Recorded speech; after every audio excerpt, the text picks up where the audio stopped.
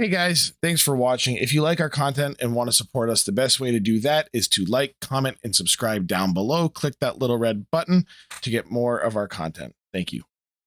Hello, everybody, and welcome back to the next episode of The Competitive Edge with your hosts. As always, it's me, Coco4, and the Snap Savant himself, LambySeries. How's it What's going, up, Lamby? guys?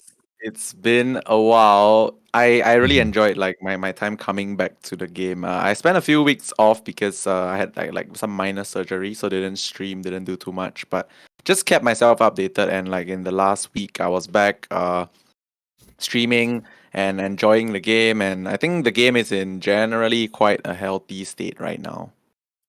I have to agree. First of all, happy you're doing better.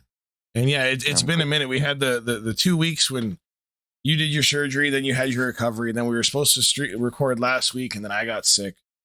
And finally, schedules line up, and we're good to go. But yeah, yeah. I've been for me, I've been playing a lot. Actually, that's a lie. I've been playing not as much as normal, just because work life and whatnot has been there. I just pretty much been playing on stream nights.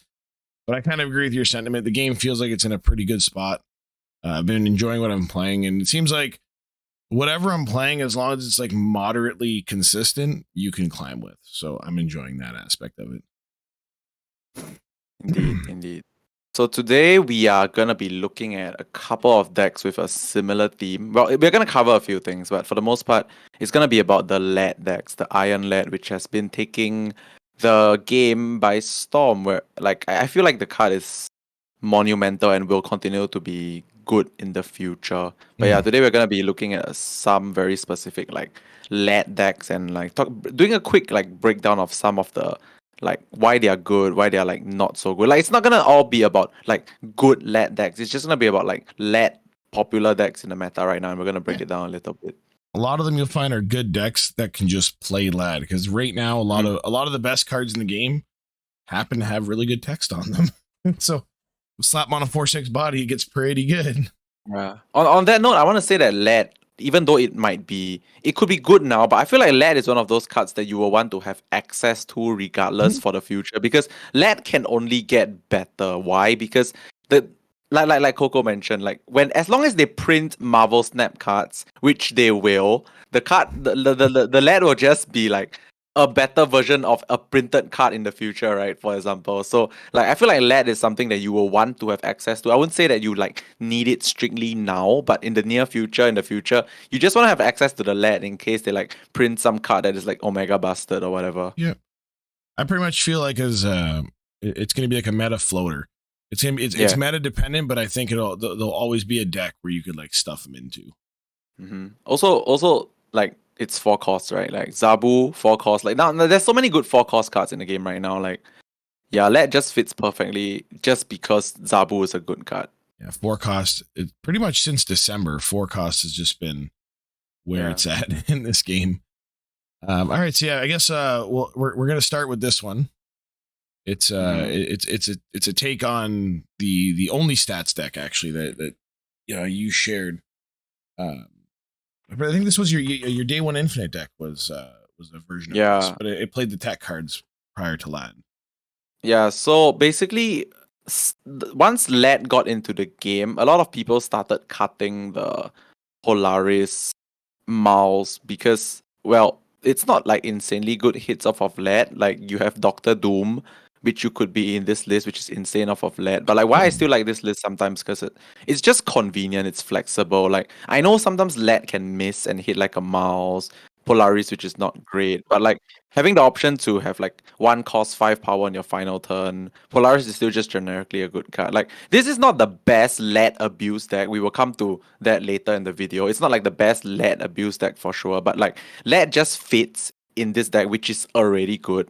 And also you can see that there's like no Enchantress or Shang-Chi in this deck. Because like the way I built this deck is that it always wants to be ahead. It always wants to be the one like dictating like the tempo. And I mean, if you're the aggressor, they'll have to answer you. And with Shuri, you likely can always be the aggressor. Also, sometimes you can make it a little bit different, whereby you like play slightly behind, and after you play a Black Bolt on like the final turn, you go Shuri Stature, like without priority, so you don't get Shang-Chi, like stuff like that, you know. So Mhm. this version of the deck, I feel, is like I mentioned earlier, not the best when it comes to abusing the power of the lead. Lead is just there to be like there, right? If it works, it works. If it doesn't, it's fine. The core of the deck is just too strong.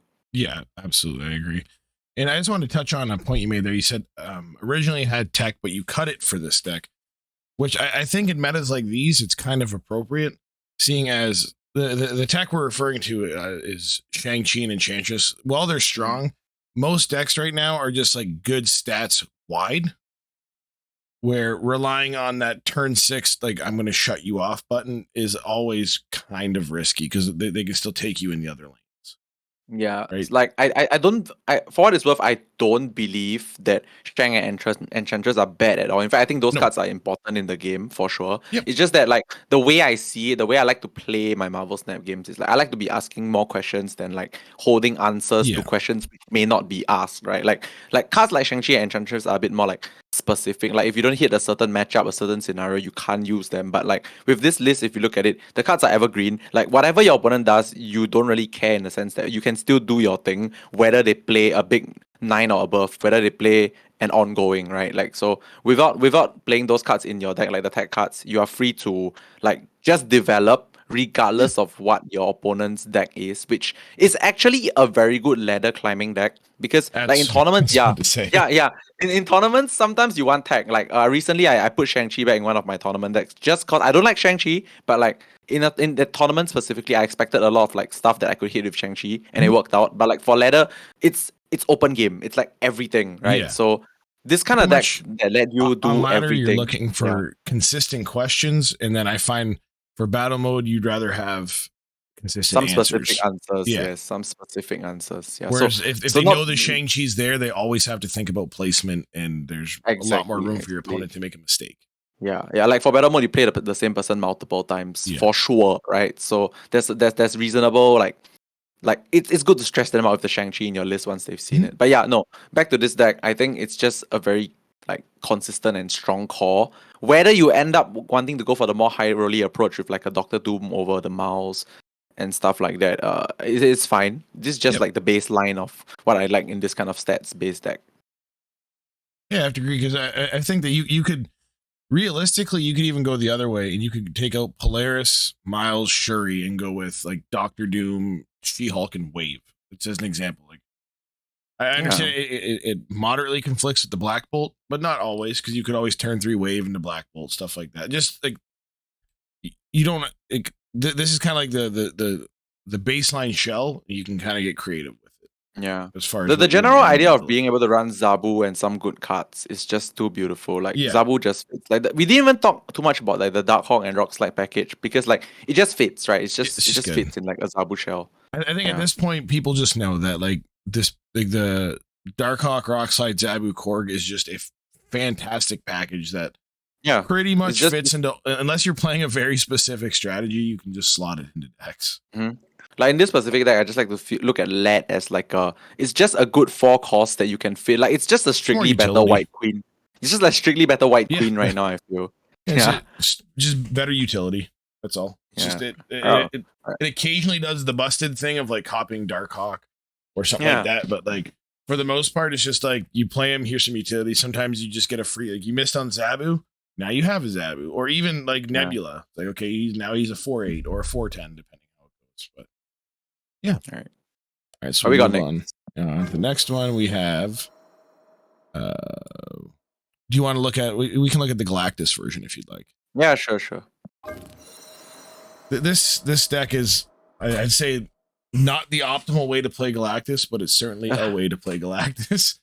I mean, it's just trying to like use Galactus as a lead like use lead as a way to get you like a second Galactus, or sometimes Yeah, get you like it's a bit late, but turn 4 Electro into turn 5 Galactus is still a thing, it feels a right? lot better on a So 6 power body, like yeah, especially of if you course, of course. miss. Yeah, Yeah. I honestly don't think you need lead in Galactus at no, all. But it's one of those things whereby you can consider it as an option yep, for like additional ramp. Uh Yeah, it's just an option. Yeah, when I played this deck, I found it to be more of an alternate. Like turn 6, I need to hit. Like I say, you've played a Nimrod, but you've missed on the Destroyer, or you missed on the Galactus. It gives you another 1 and 3 to hit it. And like the occasional time, you'll roll a Professor X and just like win the game off that. Hitting Null is fine. Turn 4, Doctor Octopus is always good.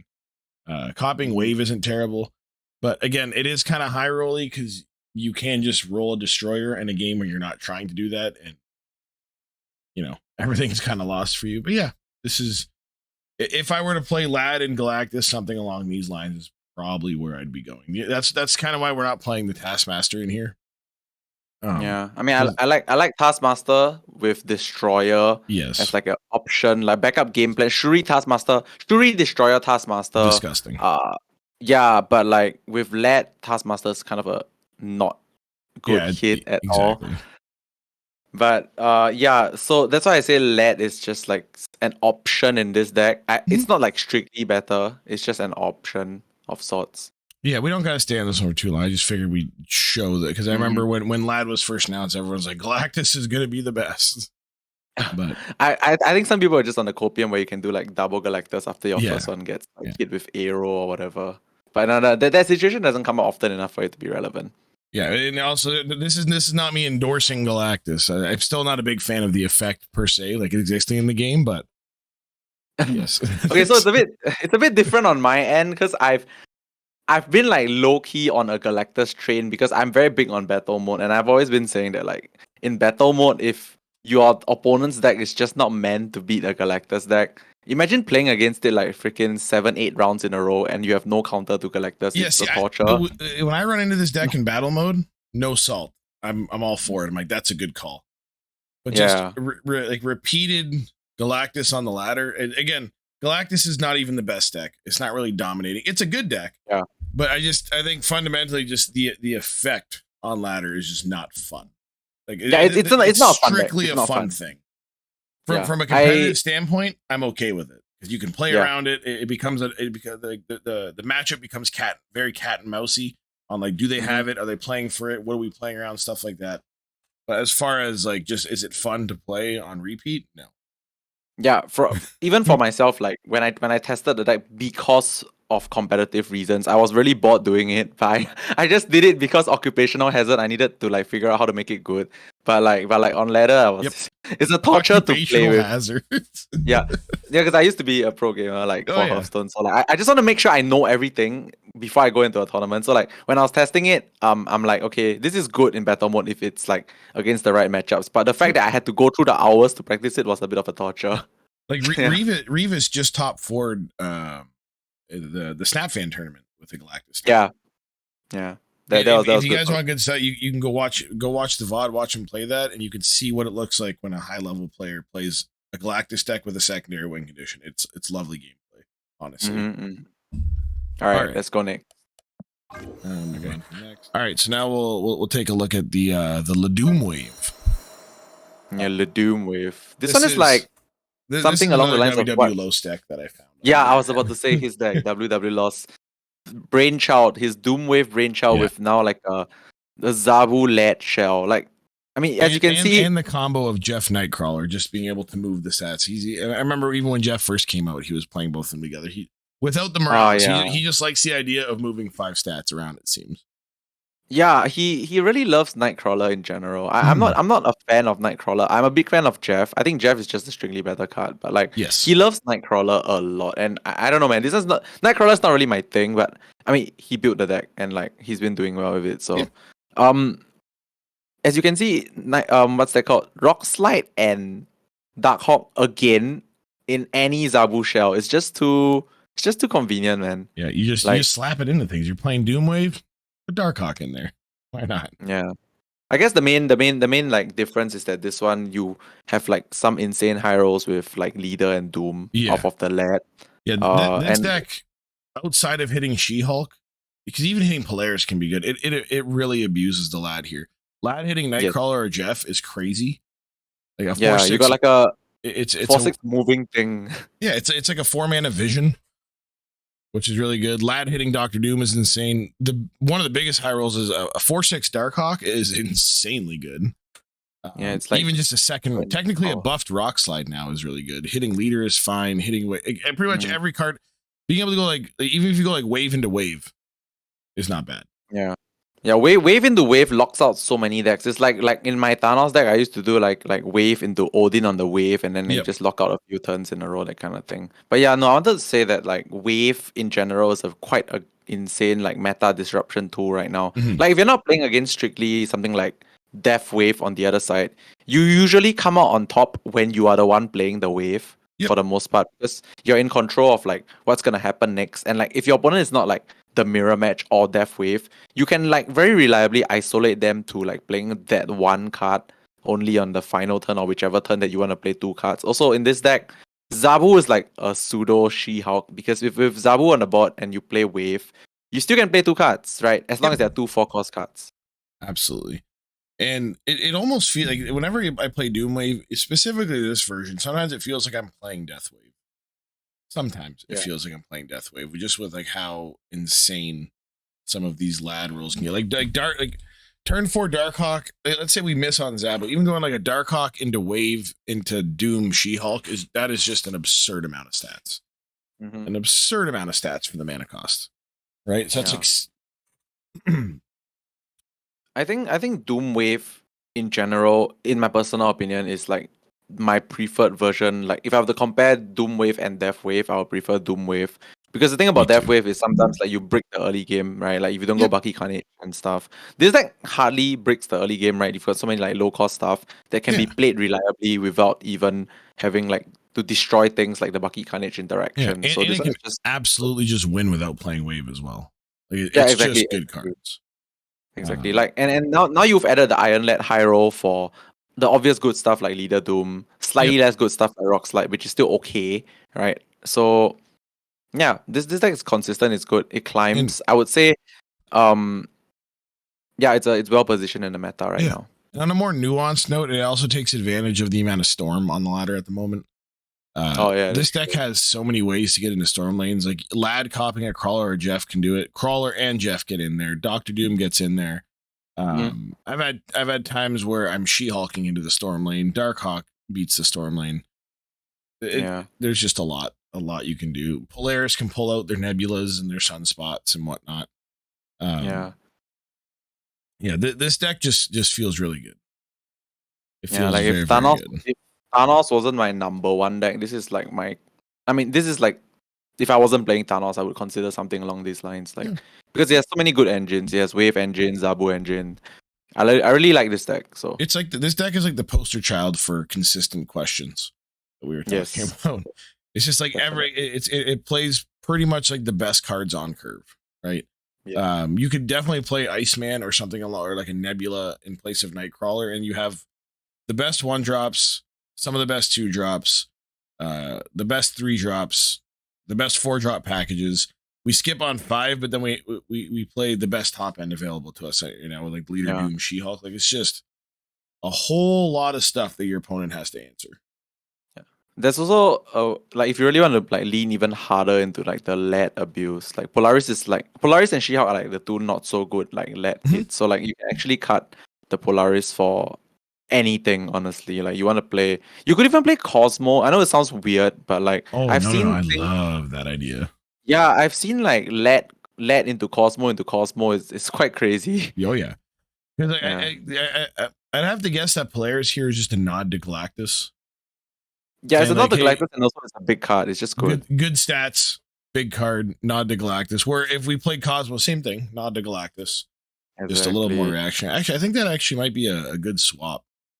Like for real. You can even go bigger, right? With like another 5. Like you can cut Nightcrawler and Polaris for Black Bolt Stature, and then it's a solo of burst. I mean, you can do that, and then you have 2 options for turn 5, right? Like you go Black Bolt or you go Wave, that kind of thing. So options. Yeah, because there is decks that you don't want to be playing Wave against at times. My favorite thing with Wave is just if anybody's playing like a Hitmonkey deck or something, that's a snap. Yeah, dude. Like if you're playing against Sarah and then you wave them on 5, you just know that they got a lot less things they can do. Yeah. It's just like If you ever notice someone's playing bounce and you have wave, you're probably snapping, or you Yeah, yeah, should be. feeling really good. Yeah, Yeah. feeling really, really good. All right, what we All got right. next? This has been my personal favorite lad deck. I don't know if it's the best one, but I found this on Den's Twitter. I'm not sure who built the deck. He said he wasn't the builder of the deck, but um, this deck felt disgusting with lad specifically. Pretty much everything in the deck he can hit is a target outside of Miles, and it gives you the option of like double Spider-Manning or like turn 4 Professor Xing. Even like, not gonna lie, there's been times where it hit Daredevil and I wasn't upset with it. Right? Yeah, you don't mind, right? Because like if you go turn 4 led into Daredevil, and then Daredevil activates on turn 5, so Yeah, it's it's like still just fine. perfect. A 4/6 with Daredevil's effect is still fine. Even hitting, I guess Spider Woman is like the questionable card here. She's Mhm. definitely flexible. I had a lot of fun with her and like playing the deck with her and doing all Mhm. that stuff. I don't know if she's necessary, but a lot of the time she is quite the swing, right? So even if they have even if they only have two dudes in the lane, it's a 5/10. Yeah. I wanted Right. to say that this list is basically like you have additional outs with the lead to do like lane lockdown, right? Like people sometimes go like in the old days, it's just Spider-Man on 4 and then Prof X in the same lane to like lock out that lane. Mhm. Then now you have options like if you play lead on 4, you get Spider-Man, which is effectively Spider-Man on 5 as well, which is a lockout on the lane with slightly more stats because lead is bigger Yep. than like Prof Spider Prof. So like I kind of like this. My only issue with the deck is that it looks like it might struggle in terms of the stats game. There's like Yes. some not enough stats sometimes if your opponent gets a hit really early, which is why also at the same time I like the fact that you have Nebula, right? Because Nebula is Mhm. beautiful with Storm, and stuff like that. So Yeah. I think it still might struggle a bit in the stats game, but like This I can deck see where this is definitely going. struggles in the stats game, and it's a tricky snap deck. It's Mm, tricky to know when to snap because, like, again, you're kind of banking on making callouts. Um, you're pretty much banking on making callouts or getting a scam, right? But yeah. it I does mean, scam pretty well. Just we get more utility like instead of the last deck we looked at, we get more utility with Nightcrawler here because we do have the Morales. mhm. So there is times where we can just get some nice scams, cheat some stats in and whatnot. Storm is kind of a linchpin in this deck. You really got to get, if you're playing Storm, you got to get that lane correct. Yeah. I Same mean, with the Professor X. you can get into your own storm lane as well with Yeah. Doom if you require. But yeah, no, I like the idea of the deck. Feels like it's like a few points short of being good, like you just Yeah. need a bit more points somewhere. I think changes could definitely be made. Yeah, I feel like you could even theoretically with the Spider-Man and the X already existing, like you could just cut the Storm. Spider-Woman can come out. Um, there's a lot. I've only played it in this form. I haven't had much time to tinker and try and Mm-hmm. figure it out. But I don't know. This is the kind of deck I like. It felt power spiky when I played the lad as opposed to utility. Just whenever I had the Yeah. lad, I'm like, oh, okay. Especially if I already have the Morales in my hand, I'm like, okay, cool, we're hitting juice, and I was fine Mm. with it. Um, I like lane lock strategies in general. Like I ran lane lock strategies in Thanos as well yeah, because oh, like yeah. because Thanos has like Devil Dinosaur, so like you can lock down Check, one lane and your check our dinosaur will first video solo. for a Thanos lane lockdown. Yeah, so dinosaur can solo another lane. I think this is where I'm at with this. Like if this deck has like a dinosaur-ish kind of good card, this deck can't really run dinosaur because like your hand is not very big, but like I think if you can lock down one lane and then you can solo another lane with like one good card. Last time it was Valkyrie, it's like reverse soloing. You make things smaller instead Yeah, of make things bigger. Yeah, so if you can find that option for this deck, which we probably have not explored yet, I think this could be like a lot better. yeah. It might not even be close to this 12, but like the idea of lad in a lockdown deck just seems good. It's just extra scam tools. All right, and then next up we have the Lamby lad deck. No surprise to anyone, it has Thanos. Yeah, so this we just talked about a lane lock deck, and I touched a bit about like Devil Dinosaur soloing a lane. So in Thanos, Devil Dinosaur is just like a natural fit. It's just a beauty. It's just always big because of the stones and how much you draw. So like I always believe that with Thanos, it's either a lockjaw angle or a lane lock angle right now, because those are the two best ways to abuse the stones right now. Whereas Yes. like for lockjaw, you put the stones into lockjaw and then you get bigger stuff. Whereas for lane lock, the big thing is time stone here. Time Stone lets you get out the earliest Professor X ever. And by playing stones in the early game, technically you are putting stats on the board. So like stones in the early game, turn 3 Time Stone, turn 4 Professor X on the lane with the stones. It's like little guys, but it all amounts up. And especially if you lock the lane on turn 4, it's like enough. It's almost always enough stats. And then of course, once you lock out one lane, you have the other lane to worry about, which is where Devil Dinosaur comes in, for example. And of course, you can see this deck has like the Darkhawk package as well, because we play Zabu, and like I said, Zabu, Darkhawk, Rockslide, Matchmade in Heaven, It's just and too we good. run. Yeah, we run some tech cards in this deck because like once you lock out one lane, you're focusing on locking out one lane. The other lane might have something that you might need to deal with, like a Shang, like you need to Shang-Chi something. Like we play from behind sometimes with this deck. So like that's why Shang-Chi is kind of useful. Super Scrolls could be really anything. It's just like at that point in time I felt like it was good versus like some of the ongoing strategies, like Yeah. like Mirror Darkhawks, Mirror Dinosaurs, stuff like that. So that was why I chose Scroll, but it legit could be like any tech card. Also, Led is in this deck. I made a tweet about this a few days back, like a week back or something. But like Led in this deck is not meant to like win you the game, because obviously we know we can hit stones, we can hit tech cards that like miss their target, for example, like a Shang. But like Led is really just here because Zabu is here. Like I'm playing Led not cause Led I think is the best in this deck. I'm playing Led because Zabu is in this deck, and Zabu is insane.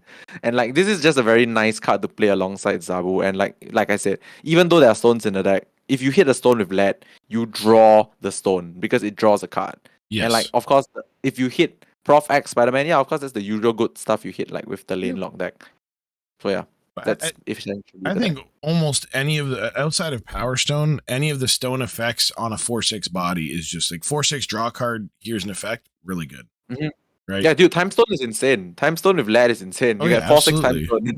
Stone. Yeah, it's a 4/6 Time Stone, This man. seemed to have taken. It looks like it takes like the core of what our original Valkyrie lane lockdown Thanos deck was, and then it's like updated to the current meta, right? So you take the Mm-hmm. core of the lockdown strategy with like the dinosaur, the X, the Spider-Man, Yeah.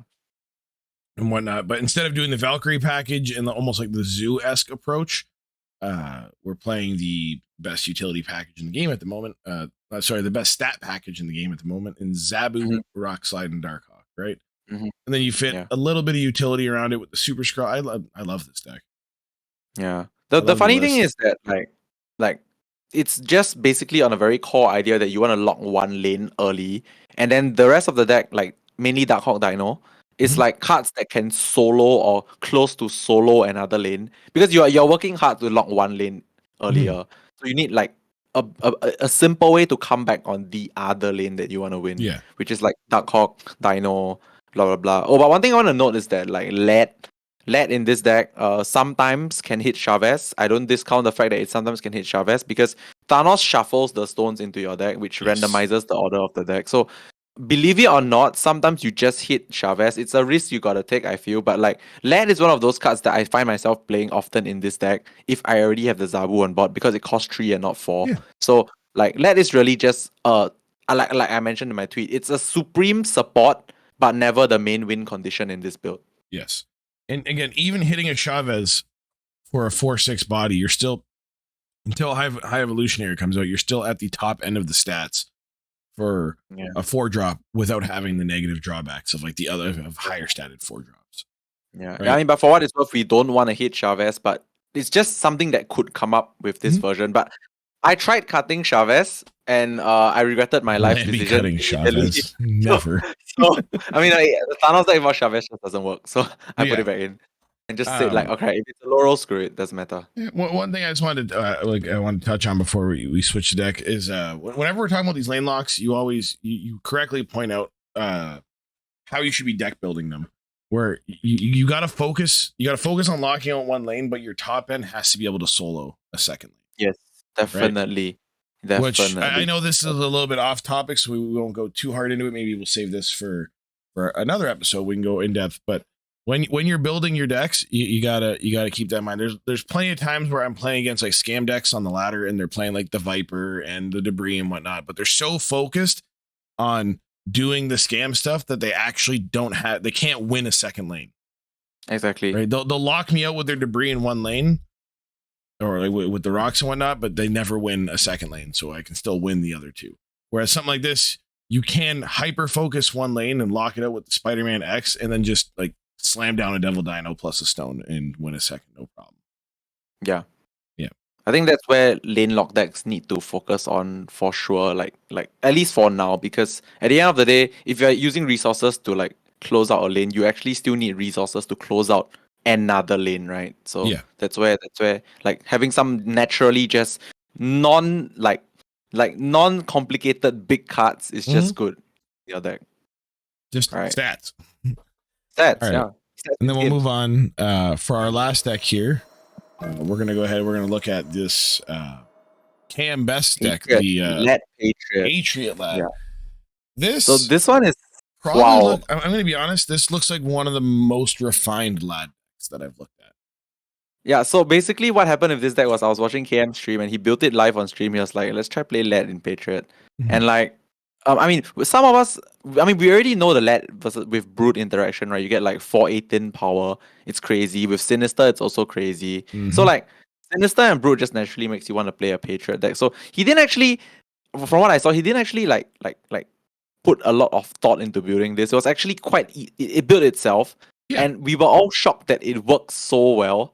Because it's just the in this deck there are no bad hits with the LED, right? Like let's talk about the obvious ones first. LED Misty into and Doom, Wasp. LED Blue Marvel, LED Onslaught, LED Brood, LED Sinister, LED Patriot. These are the like I've named And more they're than all half the decks. high value targets. That's the thing here. Yeah. They're not just like I've good. already named Debris, more than high value. Iron Man, high value. Everything in there is high value outside of Misty and Wasp. Yeah. I've already named more than half the cards in the deck, and like those are already the good stuff. Like the bad stuff, which I haven't even talked about, like less good stuff. Like if you hit Wasp, you hit Misty Knight, yeah, sure, you don't really do anything with those. But like the LED becomes a no tax card, which means the LED can be buffed by Patriot, which is quite interesting. Oh, so that's I didn't even realize that. So hitting Misty and Wasp is still a hit. Yeah, there's no bad hits. Effectively, no bad hits. It becomes a thing. Yeah, it becomes a thing. That's awesome. It's the iron thing. It's the iron thing. Yeah. So yeah, this deck it literally has no bad. That's hilarious. Yeah. Okay, but of course we spent like a good 2 minutes saying that the deck is just perfect for LED. But we also need to give a disclaimer that we know, and me KM Best when we played this deck, we saw it. We knew for sure that like this deck dies to tech cards. Like it is straight up all in on like tech cards. Enchantress doesn't exist because if it does, it's kind of difficult sometimes because you want to have that one lane which is your control tower, right? You want to go like Patriot, Mystique, or like Iron Man ideally in one lane, and then even Onslaught on the same lane. So if that one lane gets hit by Enchantress, it's kind of painful. Obviously you can play around it, but your deck becomes less efficient. So I think like if you want to play this deck, like it's fun, it's simple, it sort of builds and plays itself, but like you're very vulnerable to play like a Cosmo. Yeah, you can. I guess without debris, you can cut debris for Cosmo, which is like I guess fine because both debris and Cosmo sort of beat Galactus, you know? Yeah, and Lad copying a Cosmo is still fine because you can still after that you can still stack your Patriot Marvel and Onslaught into it. Let Cosmo into Cosmo is like protection from Enchantress, right? Sort of. Yep. So I'm not saying that is a swap. I'm just curious if that's something you can do. And something you said at the beginning is like you said how the deck kind of built itself. That's another kind of deck building philosophy. Sometimes you just gotta what's the acronym KISS? Like keep it simple, stupid. Right. So, like, it doesn't always have to be like the biggest brain. I need to jam all this cool stuff into there. Like look, it's a very simple deck, but insanely effective at what it does. It's extremely consistent at just fitting stats onto the board. Yeah, I really like this deck actually. It's just that I don't think it's realistic for a tournament because it's super vulnerable to like everything. But fantastic on ladder, it's a fantastic ladder deck because firstly it's chill. It's just questions. So many questions for the opponent. Huge amount of stats. So like for a ladder deck, I think this is quite good. Like I don't believe I will ever like bring this to a tournament. I don't believe. But like for ladder, if I just want to chill and like just climb and just pump stats, this is simple to play and good. Yep. Easy snaps, easy retreats. It's one of those decks that like if you are struggling with when to snap, play something like this. Yeah. And because this deck, like the hand shows you when to snap, right? It's good to understand, like it's good for knowing when to snap and when to retreat, even retreating after you've invested into a snap. Yeah, it's a good learning deck. It's also strong. This deck looks like it could realistically snap by turn 3 pretty consistently.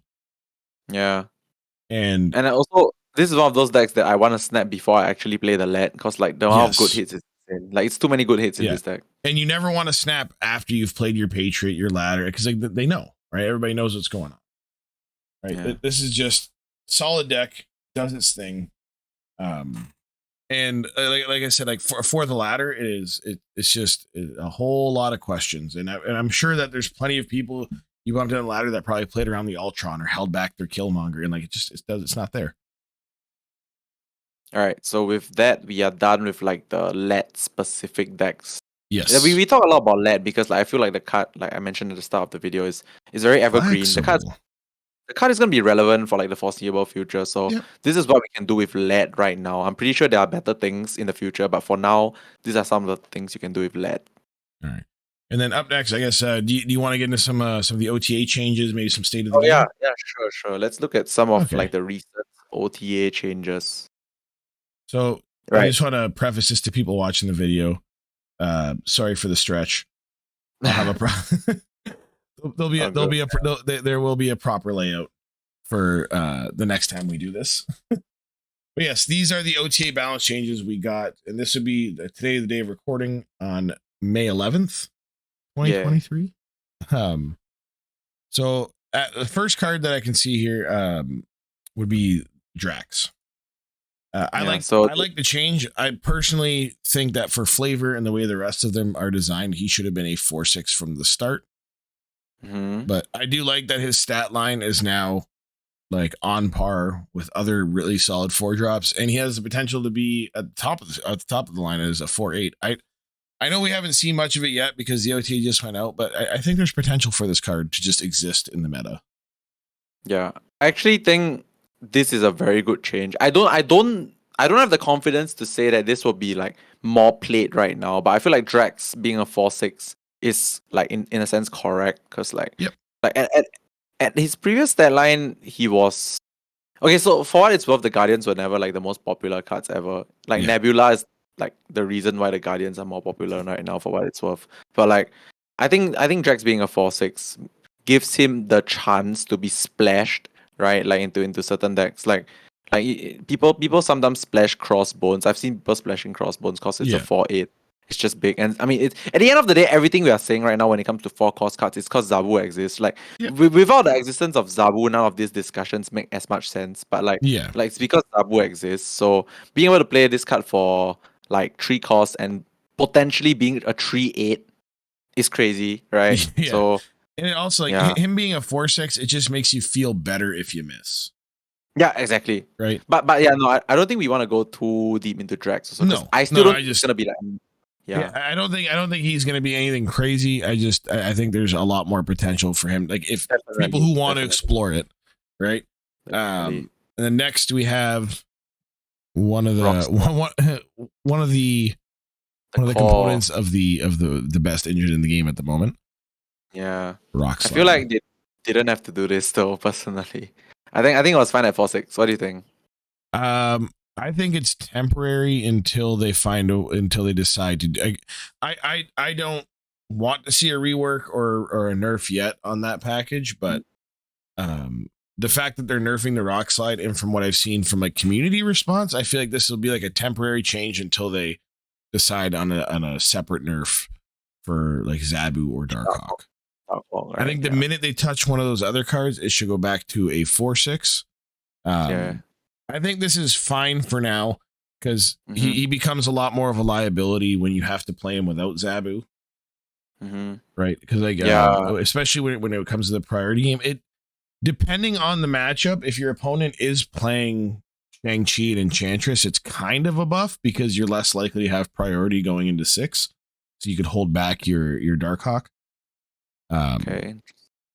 But I think that as a 4/5, it's not going to really affect the engine that much. Yeah, right? I mean, people will still play Zabu Darkhawk with the 5 power rock slide for sure. Oh That's yeah, for sure.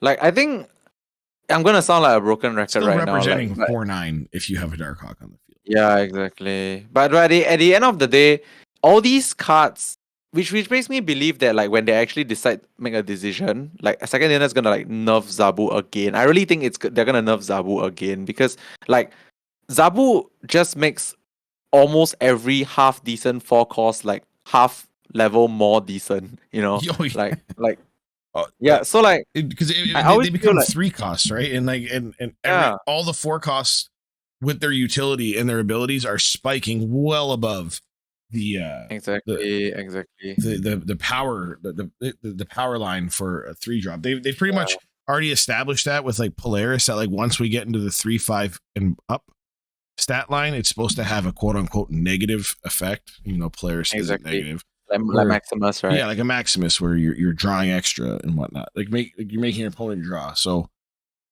yeah, Mm-hmm. I kind of agree with you. Unless they touch Zabu, it's not gonna make like, a 3/5 shuffle 2 rocks is still very good. Yeah. So then on the flip side, now we can see Enchantress is back from a 4/6 down to a 4/5. Like personally, as worth, I always felt like 4/6 was too much. Like I don't Yes, think too the attack card splashable. should be. I don't. I never thought the attack card should be like a. If I miss, it will still threaten because of stats kind of card. You know, like if Mhm. Shang-Chi was a 4/4, it would be crazy. Like if Shang-Chi was even a 4/4, like Yeah, it would be crazy. Then they let Enchantress be a 4/6. I don't think that's worth it. So I 4/5 like is it I at guess 4/5. I like it at yeah. 4/5 better than 4/4, and I think it's more appropriate than 4/6. Now with the Shang-Chi comparison, the reason I think Shang-Chi you'll never see the power increase is because at minimum he's It kills a always card, right? he's an Yeah, 11-point swing at yeah, minimum, correct. right? True. True. Nine like -9 + 3 at Actually, worst. now that I think about it, this Enchantress to 4/5, I think I know why. You know, Stagron is like the same thing, right? Like Yep. Enchantress is like it negates something positive for your opponent, whereby Mhm. Stagron it also sort of like moves something positive potentially out of the lane that you want to move something out of. So Mhm. 4/5 stat line for this kind of cards, I think it's like where they're at right now. Yeah, and I think at 4/4 because when we're talking about like other tech cards like your armors and your cosmos, they're cheap enough where they're just like super splashable. At a Mm-hmm. 4/4, if the deck that you were playing it in is like struggles with stats, it's very hard to like squeeze Yeah. in a 4/4. Yeah. At 4/6, it was any deck could play Enchantress at a 4/6 at the top of the stat lines. Yeah. Hey, just throw it in your deck. I think At for a four, generic, yeah, yeah, for like a generic 4 cost card, with Zabu, I think 4/6 is like the good line stat line, right? Like mhm. you would choose to play a good like random ass 4/6 in your deck with Zabu. I think that's like what people are generally going for. Yep. And like even here, I think 5 is a decent enough stats where decks that need the extra stats, it's still playable, but I guess you have to be a little more choosy depending on the meta. Mm-hmm. For sure. And and again, I do think that cards like this should be more playable when we have cards like Devil Dinosaur and like Darkhawk being so popular. Patriot Yeah. going to be Patriot with its resurgence. I think it's good to have tech for that's reasonable. Yeah. All right, so the the interesting one here I see is Venom. Okay, this Venom one I think might be the most interesting change in my I think opinion. it's I the feel like most significant of all of them. yes, That is a yes, 300% power, like base stat line power increase. yeah. I think Venom has like potential now. Like I'm not saying that I ever really enjoyed the card, but the thing is now at a 3/3, it is like arguably something you can replace Deathlock in Deathwave, right? Like let's Yep. be real, you can actually replace Deathlock with this sometimes. It becomes playable in those average lanes, and you don't feel Yes, bad about it. yes. Because Like you I don't need to go saw a for a lot big of people swing. were tweeting about it. They said, "Oh, it's just 2 power. Like if Venom's eating and gaining anyways." But It's a lot. I always tell people when we're looking at stat changes, you got to look at it from a percentage standpoint. It's a Yes. 300% increase in base stat. So that literally Yeah. makes them like that much better when you obviously this is like loose math now, but Yeah. it arguably makes them that much better every time you play it. Right? Yeah. I You mean, don't of course, have to have a turbo stack lane art. yeah. Like the reason why I use the Deathlock comparison is because like you don't always have to go like with Deathlock previously in Deathwave. No, there's no merit to like killing more stuff, right? You just need to kill like maybe one or two things just to get the procs for the death. It's Yeah. already a like inherent 3-5. With Venom, you could actually scale it to a potential 3-6. Like there's I was just about merit. to say that, like Yondu Bucky. Yeah. Yeah, there is merit to eating more things with Venom, right? Like Mhm. it's like eating more things with Carnage. You want to eat things that with two or less power for it to be like valuable to be eaten with Carnage. Yeah. Whereas for Venom, you don't really mind eating something big. Let's say you top deck it late, but you can eat something big just to get the destroy procs and don't lose stat line in Mhm. your Death Wave deck. So I feel like that's something to really consider. I don't know for sure if it will replace Deathlock, but I think it's really very viable Yep. for the fact that like you can play it in any lane and you don't lose power. And you feel a lot less bad if you have to just play him naked as a stat card. Way less bad than a Yeah, what is 3-1. yes, true. Yeah. So there's potential for Venom for sure. I'm not someone that's very like intrigued with this card in general, but I can see the appeal of people replacing Deathlock with this and like maybe even trying like some more generic Nimrod, Deadpool, Wolverine, whatever strategies. Now that this card is like slightly better on its own, like you don't need so much effort to make this good, right? Like last time you feel really bad if you just Venom one card that is like not too big, but now like it's already 2 points bigger, so you can like literally Venom anything and there's like decent amount of stats on the board. Yeah. And then now that all they got to give us is the Bar Sinister hot location again, and then we can do a lot more fun Oh, random yo. stuff with the Arnhem Zolas and all that crazy nonsense. That was chaos, man. Yeah. All right, and then So much. the last thing in these OTA changes was Oh, it's actually my favorite change. Subterrana. No, basically, long story short, I'm just like glad there's less rocks in the game. Yes. You know, like the decks that I love to play is Thanos, and my favorite version is still Thanos Lockjaw. Like, well, Yeah. it's a blessing. Like I don't And have to worry about additional rocks versus a Darkhawk deck as I was gonna say often. it's a I subtle don't have nerf to to worry about. Darkhawk as well. Yeah, subtle nerf to Darkhawk, subtle buff to Thanos, which is my favorite deck. So like Lockjaw, less likely to hit crappy locations. Darkhawk is inherently less big more often because there's no locations that eat Darkhawk as much. Mhm. So yeah, and generally I think the general population like in Marvel Snap, like whether you like Thanos or not, it's like the less rocks you see in your game, the more people happy get. More Subterrana happy has people been get. So anybody who's watched my stream since the game came out knows Subterrana is my most hated location because it's one of the yeah. excuse me. Excuse me. It's one of the few locations where the impact on the players is not equal. Yes. It's a chance to be equal, but it also has the chance just to royally screw the opposing player. Right? I've drawn 4 rocks in a row before. Yeah. Yeah, I just that's why I've always hated it. At least with like Lechugia, like you have to actively make the choice to play onto it. Right? Yeah, there's more agency to Yeah. control. And also from a design perspective, it seems like they've been listening because people have been complaining about restrictive locations, and all of these are restrictive locations, right? Subterrana, we're just like, goddamn, I hate it. It restricts your goddamn draws. The only one I felt was like maybe didn't have to change was Morak. I think Morak was a very okay restrictive location. I liked it actually. Because it doesn't restrict all decks. It restricts like big fatty decks, like 1 card per turn decks.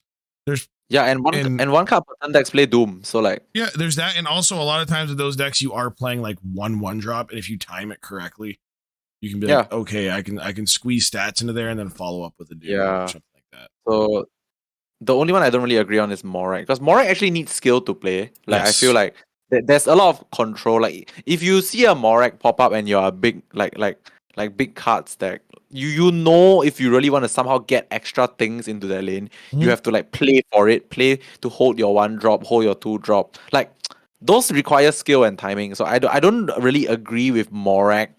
I still don't understand why Morak was on the list of like unplayable locations, because Morak's not really an unplayable location, you know. Like if you compare Morak to Subterrana, where like Subterrana gives you like 0 control of how bad the game can go for you or your opponent, whereas for Morak, you know that like what's in your deck and how you can like play into or not play into it, you know.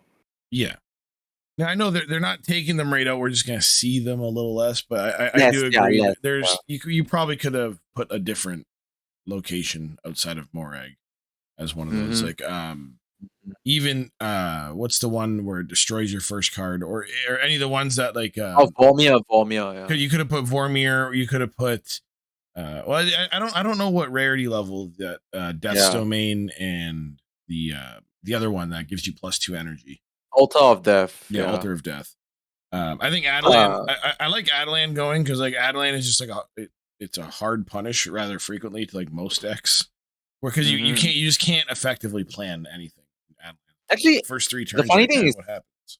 I actually want to disagree on the Atelan because, like, I think Atelan is fine. Like, there's some sort of like play style difference that you have to go for if you see Atelan. Because, like, if you see Atelan, right, you will have to decide, like, on turn 3, I don't play a 1/3 cost card. I have to go for a 1+2 cost to reduce your hand size Mhm. and reduce the cards in your hand. Like, I think Atelan is like on the lower spectrum of things I would feel like it's like oppressive compared to like Subterranea, right? That's probably the worst one. Like, every time I talk about bad locations, I always refer back to Subterranea. Yeah.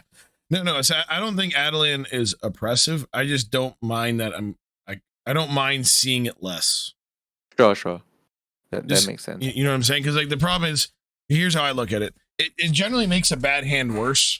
So like if let's say I open in my hands like a couple 4s and like a 5, if it Yeah. shuffles back in, then all of a sudden now I draw my early game on turn 4. Oh yeah, it's a bit worse. Everything's backwards now. But to the point you Yeah. were saying, if your hand is playable, it requires more thought because you have to like plan it out. Like, okay, I need to get as much out of my hand as possible. So I can see why it's like not the worst. Krakoa speaks for itself. Yeah. Why these locations exist, I will never know. But Yeah. Plunder Castle, Okay, same before thing. It's a dead yeah. location.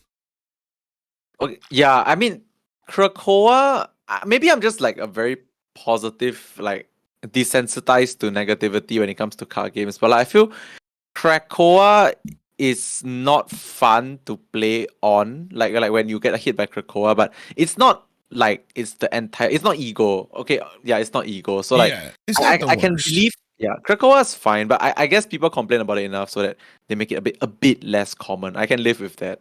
But I Yeah. really think Krakoa is not like the end of the world if like it happens. For me, the only thing that bugged me is like the turn it does. Like turn 5 is such a crucial turn for so many True. decks. So, but yeah, it's definitely it's no ego or like Lamentus or anything like that. It's just Or kind of like it worship. pops up and it's like, well, I'm not going to snap yet. I guess we'll wait and see what happens. Yeah. Oh, I mean, I personally really don't like Lamentis because, like I said, Thanos decks and like stuff like that. Like in general, I Lamentus don't is not your friend when you're it's playing not my those. Yeah, but no, that's just a bit more personal. Like when it comes to like stuff I like and don't like. But yeah, I think. Oh wait, Sanctum Sanctorum is also less, right? If I'm not wrong. Yeah. Okay, Sanctum Sanctorum is also. It doesn't force you to. I mean, with Jeff in the game, like being popular, it's less of a thing. But like without Jeff Jeff, is currently Series 5, right? So it's like inherently yeah, not as many people have it. true. And I'm assuming Nightcrawler isn't as popular as Jeff. True. But like without Jeff, like Sanctum Sanctorum, one of the most common ways to one of the only common ways to access it is like Doom, right? Yeah. Like Yeah, Doom, Nightcrawler, or if you're playing a move deck. Heimdall, yeah. Oh my god. Heimdall Insta or win. You insta win the location. Iron Fist, stuff like that. Oh right, that's true. That's that too. But yeah. So I think that basically pretty much covers the OTA. And yeah, we are done with the OTA. So I think we can just like talk a little bit about the meta right now. I don't want to go too deep into it. Yeah, we kind of touched on it between all the stuff here. I just want to say that like I think the meta right now is in a really good spot. Even tournaments, by the way. I know not many people care about tournaments. I'm very big on tournaments, so I just want to put a random note out there that like, even in tournaments right now, I see so much diversity. Like anything can win. We've seen Galactus top, we've seen Patriot top. At least for me, because I've been monitoring it very like closely. Deathwave win too. Deathwave has done well as well, and to like a more extended note, like Deathwave wave in general. Like I play Thanos Deathwave. It's also like I recently did well in a tournament with Thanos Deathways. I came in second. So like you can really play anything, and like we haven't even talked about the Black Bolt Stature Zabu stuff, right? I've named like 5 or 6 decks, and none of it is the Black Bolt Stature. Like those are also very like prominent in tournaments right Yep. now. So and if it's prominent in like tournaments, like we also already know that like Black Bolt Stature Zabu stuff is prominent on the ladder. You really see a ton of variety. So So like like the Black Bolt Stature S decks, though, in my brain, I call those like top 8 decks. Where it's like if you yeah, bring that to a tournament and you play consistent and like you just draw okay, it's a good yeah. top 8 deck. But I think if you're gonna you can win a tournament with that, but I think if you're gonna bring a deck that you're like, my goal is to absolutely win this tournament, that's why we're seeing like those weird spicy lists that end up And you winning, like the scam. random death wave, or that I believe it was that Patriot deck that you played against the other day in the Yeah. final, or even you playing Lockjaw Thanos. That's a deck that you're bringing. You're like, I'm gonna win this tournament because like Exactly.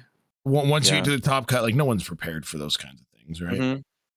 So like for ladder, like you said, actually you sum it up pretty perfectly. Like if you want to win a tournament, that's the difference, right? Like on ladder you want consistency, perfect consistency. That's why the Black Bolt Stature Zabu, Rockslide Darkhawk deck, that deck is just consistency king. Like over a sample size of many hundreds of games, you're generally gonna be winning more often than not. But Yeah. like that's why it's good for ladder, because you're gonna jam like hundreds, thousands of games, right? Whereas for tournaments, you have like you only got one shot, that kind of thing. So Yep. like you need certain levels of scammy things in your deck, which if it happens, it snowballs. If it doesn't happen, it's, well, I guess you could call it a low Yeah. roll. But And I yeah, was going to say, so scammy doesn't mean you have to be doing like a Professor X like that. Scammy's oh just no, yeah, of course. something that people just aren't ready for. Yeah. Just do things that like just auto win. Like I know people don't like this kind of scenarios, but like in tournaments, sometimes, like I said, you only got one life, you got one health, you got one shot. Like you need to have options in your deck that let you just auto win. Which is why Galactus is great in tournaments, as much as it's boring, I feel. Hmm. Yeah, because if your opponent's deck is not prepared for it, like it just just destroys them. Yeah. Yeah. Um. What's it called? But as I said, like I still think like a deck like the Stash Deck can win a turn. It can, for It sure can. But For sure. but yeah, like you said, the meta is very open. It's Mhm. very open, especially like you said, both tournament and ladder. You can play as long as your deck is like moderately consistent. You can play just about anything and like find success. Mhm. Like the other day, I was playing like Collector Moon Girl Discard, Oh, that's and a then funny deck we can cover yeah, next time. and we had success with that. All the different Iron Lad decks that are having success. Yeah. I'm hard pressed to like even when I'm streaming and people like send their lists. Mhm. I haven't really found like a deck recently that I would say is like bad, quote unquote. Every time someone sends Yeah, me something, I'm like, that can probably win. Yeah, true. There hasn't really been any bad. Oh, also want to mention, like in tournaments, Sarah does quite well as well. Sarah tech decks that do quite well right now as well. Yes, If you can dodge wave, for example, it does I think quite Sarah well. Tech struggles on the ladder though. Yeah, tried to play it a lot, and like because of how open everything is, it's there's just a difficult. Yeah, lot of random matches where it's like you have to draw specific like in a very specific order, or you your don't really tech know just what isn't there for it. I think Mhm. if you're to play Sarah on ladder right now, it would be Surfer or like a Hit Monkey Oh, deck, like a okay. dedicated Hit Monkey deck. Just again stats. Yeah, Sarah stats with like a piece of tech. Now for a tournament, like you were saying, I'd bring like the Sarah Tech deck, like loaded, like Mhm. teched out, ready to go. Yeah. Which is like to further supplement the point. Like I think I don't know. I cannot remember for sure, but I'm quite sure that like in the last few weeks since the popularity of the Stature Black Bolt deck shot up on ladder, it actually has not really won tournaments. Like because I play a lot, like it has not really done much Yeah. in tournaments. Like the recent one I casted, Snap Battle Arena. Like you said, I think you actually made the point so perfectly that I can reference it, which is that there were like 4 of it in the top 8, and like none of it won. Yeah. So I so don't it's a top 8 I deck. think there's only one that won their top 8 match. Exactly. So it's a top 8 deck, consistent king deck, but like it finds it difficult to get over the line versus the scammy stuff, because the scammy stuff just scams you at the right time. If it does, it ran into Deathwave, it ran into Galactus, it ran into I don't have them pulled up. So it's just a perfect example of like the difference between tournament and ladder meta. Yeah. Ladder, you want consistency because you're gonna jam hundreds of games. In tournaments, you need a spice. You need spicy factors in tournaments sometimes. I will say, I don't know how obscure this reference is, but for anybody who's watching who's played Magic, I feel like the best example I've ever seen of this, I forget the tournament, but it was the first tournament where someone brought what was called the Wolf Run ramp deck. It was like a red-green deck that just ramped out big boys.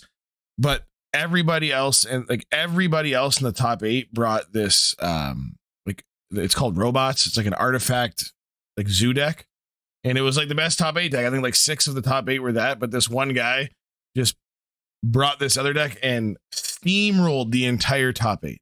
Steamrolled them. Steamrolled what was considered the best, most consistent deck in the format, because he brought a deck that was high rolly, looked to ramp early, and just play huge fatties on like turn 4 and win. Yeah, it's a different ideology altogether, right? When it comes to like doing well on ladder and tournaments. But like I said, once again, our videos are meant to be evergreen. So like maybe now you don't really care about this, but when Conquest mode comes out, you'll be like, hey, why am I not winning Conquest modes with my perfect ladder deck? Then you can come back and watch this. Our content gets so much. I think we'll have so much more to offer, especially when Conquest mode comes out, with the deck list we can share and gameplay. Yeah. And even if we do like a play along video where we just do like an hour video of, oh, we're gonna play a Conquest today. Like, oh, I cannot wait. I can't wait for Conquest. I'm excited. I don't even know if I'm gonna be hitting Infinite once Conquest comes out. If you're gonna still make the play, I probably will. Just because of who I am as a person, looking at the number would bother me. But also the card backs, right? Just collect the card backs just because. Yeah. Okay, but anyway, on that note, Conquest mode Conquest mode will be something that you guys would want to like likely invest time in, because you get like actual rewards from the game for doing well in Conquest mode. Plus, you also can complete your quests and your rewards track. So there's like almost no downside to exploring the new mode. And also, I feel like getting good at a competitive format will make your ladder experience that much more smooth. True. Because when you're going from like high stakes to ladder, the amount of pressure that's like alleviated off you, you're just way more relaxed, way more smooth, and you'll find yourself like even snapping better, because in your brain you'll be like, well, I don't care, and you'll stay. And you'll start to realize that like, you can actually stay and snap a lot more than you think you can. Yeah. Oh, yeah. This can literally be another video about like why you should snap more. But yeah, that'll be the story for another time. Yeah, we'll touch on that in another one, because that could be a whole video in itself. Yeah, man. Yeah, man. All right, so I guess we are done for today. Anything else you want to add before we wrap up?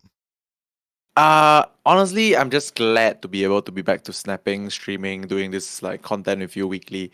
I think Marvel Snap is heading in a very good direction right now. I think I personally believe that there is like more that the game can do for its player base, but like where it is right now, it's fantastic. Like I've never had such a good like I used to do Hearthstone, right? But like these 3-4 months where I've been in Marvel Snap, I feel like it's comparable to like quite a lot of the fun times I had doing Hearthstone over the years. So yeah, I believe the game is heading in a very good direction.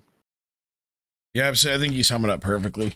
Great to have you back again. Me too. Love doing the content. Love watching your streams.